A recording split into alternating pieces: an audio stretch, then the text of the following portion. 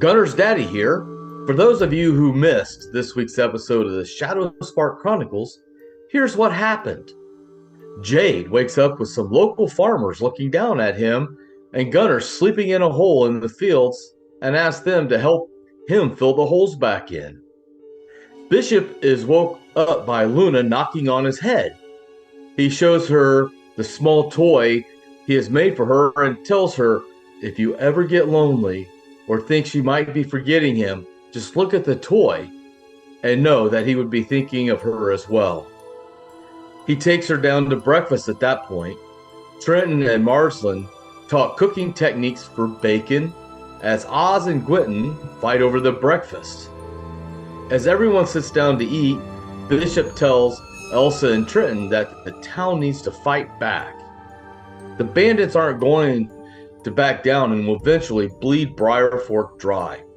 Bishop explains that he would stay and help, but bigger problems are at hand and he must leave.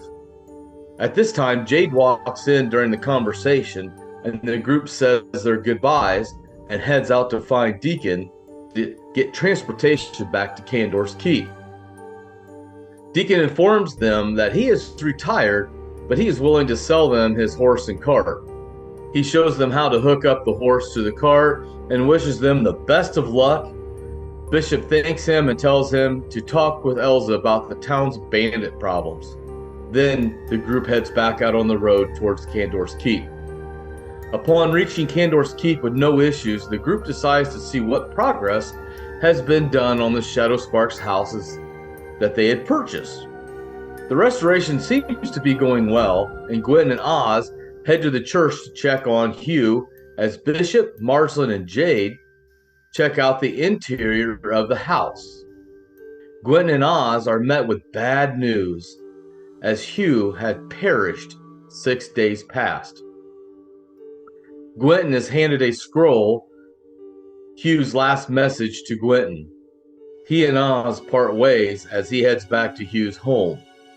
Once there, he gathers the strength to read the letter.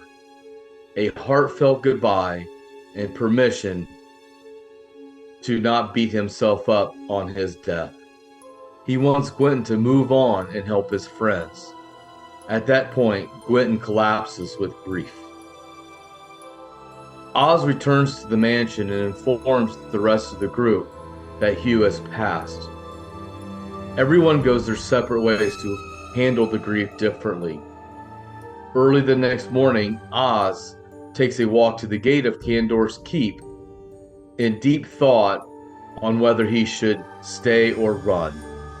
Knowing if he runs, he will surely be found and killed, so he decides to stay with the group. He returns to the house as everyone begins waking up, and he and Jade have a conversation on what should be doing next, as everything they have tried has ended in failure. Only Luna has been the only good thing that has happened to them, and they feel guilty for not doing more to save Briarfork.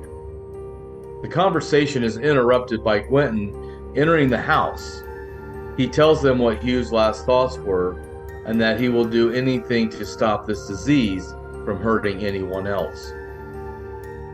They are about to head to the graveyard when Restus arrives to see what they think about the house, and he's seen Oz walking about the town, so decided to stop by on his way to some meetings at Candor's Keep district managers. Gwenton catches a name that Restus mentions, a Candaris Stout, a name that might be associated with what's going on in Briarfork.